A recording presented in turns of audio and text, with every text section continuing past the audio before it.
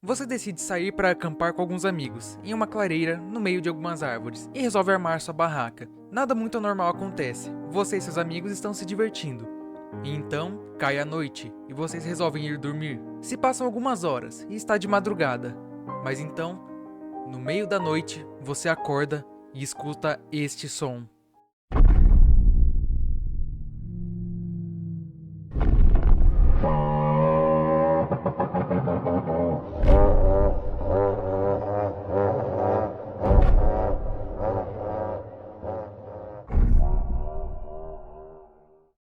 De alguma forma, vocês foram mandados para a Era Mesozoica, a era em que os dinossauros reinavam a Terra. Então você resolve fugir, mas já é tarde. O tiranossauro já está no seu acampamento. No vídeo de hoje, eu vou explicar como que era o mundo na Era dos Dinossauros, mas eu vou focar mais no período Cretáceo por uma questão arbitrária. Mas vamos ver então como que era o planeta Terra nesse período tão curioso. Para começar, os dinossauros viveram na Era Mesozoica, uma era dividida em 3 períodos: o Triássico, o Jurássico e o Cretáceo. Eu vou explicar um pouquinho mais como que foi o período Cretáceo. Esse foi o momento na história em que os dinossauros estavam no seu auge e estavam em todos os cantos do planeta. Foi quando dinossauros como o Tiranossauro, o Espinossauro e o Velociraptor estavam andando pelo mundo. Esse período iniciou por volta de 145 milhões de anos e acabou com o impacto de um meteoro na península de Yucatán, no México, há 65 milhões de anos. A queda desse meteoro causou a extinção que ficou conhecida como a extinção KPG, que extinguiu cerca de 75% de toda a vida na Terra, extinguindo assim os tão famosos dinossauros. Nesse período, a Pangeia já havia se dividido, então nada de supercontinentes por aqui. Mas não se engane, pois por mais que os continentes já estivessem se dividido, eles não eram exatamente como nos dias de hoje. Essa imagem retrata bem como que eram os continentes nessa época. O clima também era um pouco diferente do que é hoje. O planeta era mais quente e mais úmido, como uma grande estufa, com temperaturas até 10 graus mais quentes do que nos dias de hoje. Além disso, o nível do mar também era absurdamente diferente. Alguns estudos dizem que o mar era muito maior do que nos dias de hoje, chegando até a 170 metros acima dos níveis de hoje em dia. Isso resultou em mares rasos e extensos, cobrindo grandes áreas continentais que hoje são terra firme. E nós não podemos deixar de lado a maior diferença em relação ao período Cretáceo e os dias de hoje. Nessa época, havia dinossauros por todos os lados. Então, agora que o básico do período Cretáceo já foi explicado, vamos adentrar nesse mundo remoto e tentar descobrir se um humano moderno poderia sobreviver em um ambiente tão selvagem e primitivo. Vamos imaginar que você, de alguma forma, acordou em uma praia, morrendo de fome e de sede. Você então vê o mar, aquela vastidão de água sem nada no horizonte. Só que você é esperto o suficiente para saber que não dá para matar a sede com água do mar. Então você decide procurar um rio ou um lago. Então, sua jornada se inicia, nesse estranho mundo primitivo. O período Cretáceo era de longe um ambiente muito diferente do que é os dias de hoje, a começar pela vegetação da época. Plantas coníferas, como pinheiros e sequoias, ou até mesmo cicadáceas e samambaias já estavam presentes por todos os cantos do planeta. Aliás, plantas essas que já estavam aqui desde o período Jurássico. Só que de longe, a planta que você mais precisaria estar de olho para garantir sua sobrevivência seriam as plantas angiospermas. E por que essas seriam a melhor opção para sobreviver? Porque essas plantas dão frutos. Sim, é isso mesmo. Como o alimento é uma das suas principais preocupações, você certamente vai querer estar perto desses vegetais. Mas não se engane, pois assim como nos dias de hoje, é muito provável que nessa época já existissem frutos venenosos, ou até mesmo que fossem perigosas para o consumo. Então, como todo cuidado é pouco, como você não conheceria quais frutas são comestíveis, o ideal seria você observar a alimentação dos animais que estão ao seu redor para saber o que é e o que não é comestível. Só que eu não recomendaria fazer isso, porque o metabolismo de um bicho do Cretáceo não deve ser lá muito parecido com o nosso metabolismo. Mas no final das contas, as frutas não seriam lá um problema para você. Mas eu tenho uma má notícia. No período Cretáceo, não existia grama. Para ser mais exato, não existia nenhum tipo de gramínea, o que significa nada de arroz, nada de milho, nada de trigo, nada de aveia, absolutamente nada. E só para constar, também não existia cana de açúcar e nem bambu nessa época. E onde que eu quero chegar com tudo isso? Apenas que suas opções de alimentação baseadas em vegetais seriam meio limitadas. Além disso, saiba que sempre que você vê uma arte representando os dinossauros, observe bem se tem grama, porque se tiver, agora você sabe que tá errado. Então vamos supor que após você ter se alimentado de algumas frutas e torcer para não passar mal, você resolva andar no meio da floresta, para ver se encontra algum abrigo. Você continua andando, Então você ouve um som familiar, que te enche de esperanças. Você escuta o som de água. Você então sai correndo em direção à água. Acaba tropeçando e se cortando um pouco nas plantas, mas tudo bem, faz parte. Mas eu apenas recomendo que você tome cuidado com os insetos, principalmente com as formigas. Sim, nesse período já existia formigas, só que elas não eram tão diferentes das formigas atuais, já que o seu tamanho e seu comportamento não eram muito diferentes. Mas retomando ao cenário, você continua correndo, louco para saciar sua sede por água, mas então você se dá de cara com um pântano. Você tá morrendo de sede, até que você vê aquela água, verde, coberta de musgo e lodo. Você até quer beber a água, mas você sabe que pode ter muitos problemas se fizer isso, até porque nessa época já tinham micro-organismos que podiam te dar uma doença terrível. E nesse momento, você apenas está decepcionado com a água, mas de uma hora para outra, sua decepção se torna medo, pois você escuta um som muito estranho, um som que está se aproximando. Então, você escuta este som a apenas 10 metros de distância.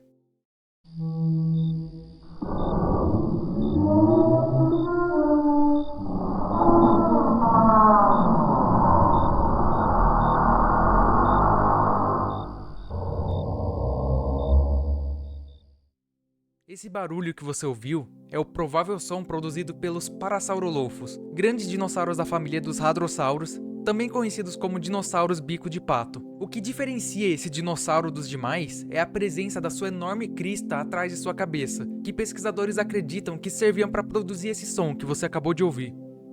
E por um certo período, alguns cientistas acreditavam que o Parasaurolophus usava essa crista para cuspir fogo, mas vamos só esquecer disso, combinado?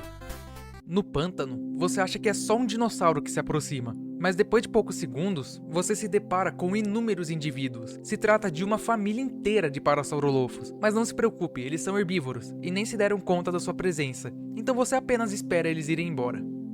Essa foi por pouco, então você decide ir embora do pântano, porque, convenhamos, não é um lugar muito confortável para ficar. E saindo do pântano, você chega a um deserto. Sim, um deserto do lado de um pântano. Eu só tinha esquecido de te avisar que nesse cenário que você foi para a Era Mesozoica, você tem que ter uma boa suspensão da descrença. Primeiro porque temos que supor que você foi para o período Cretáceo, e segundo porque você está lidando com dinossauros e biomas que se encontravam em regiões completamente diferentes no mundo. Mas isso é o de menos, já que aparentemente você voltou no tempo.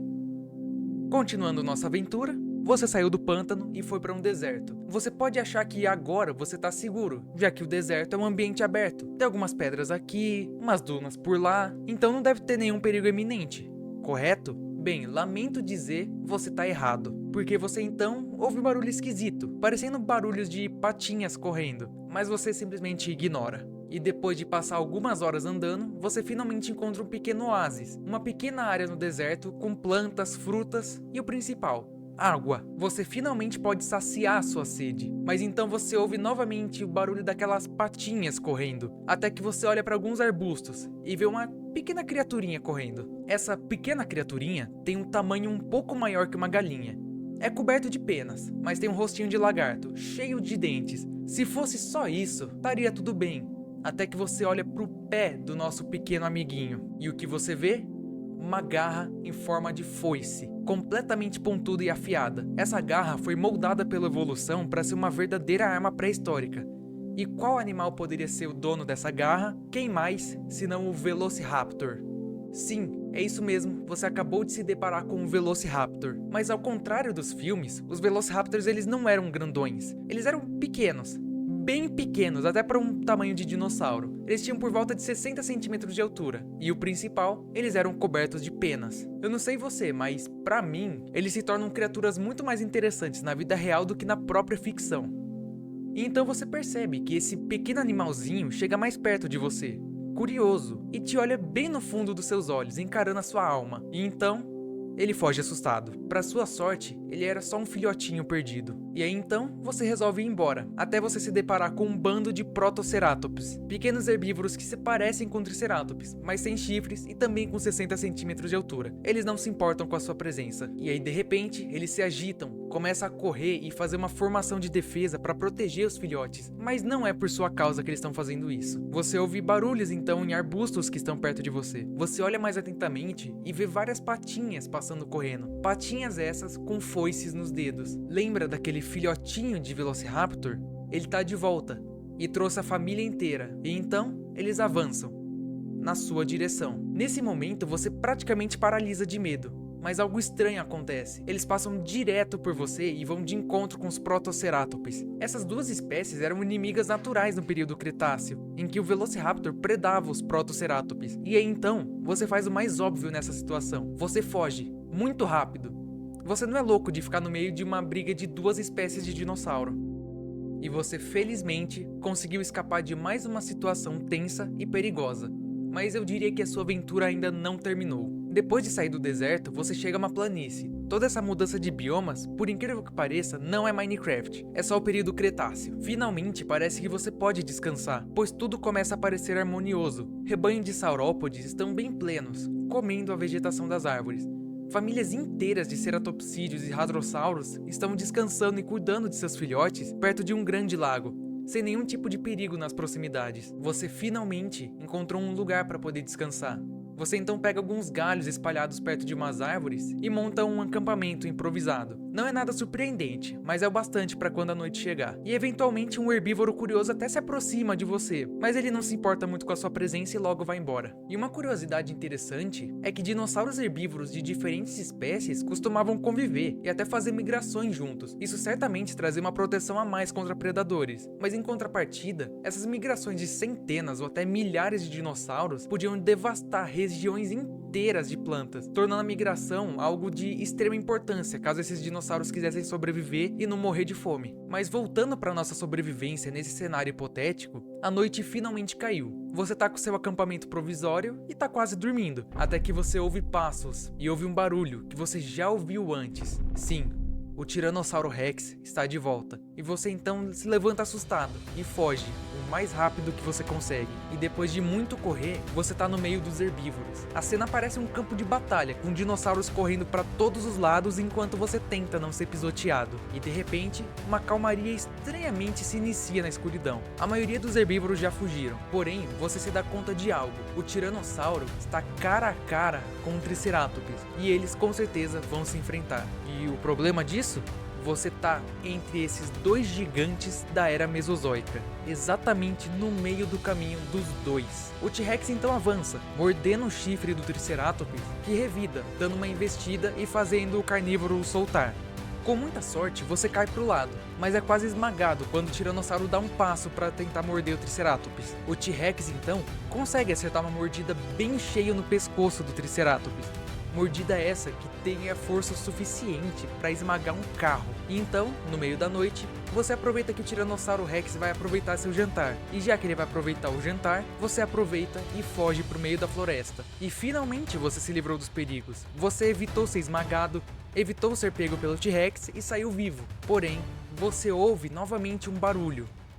Até que você olha pro lado e vê essa cena.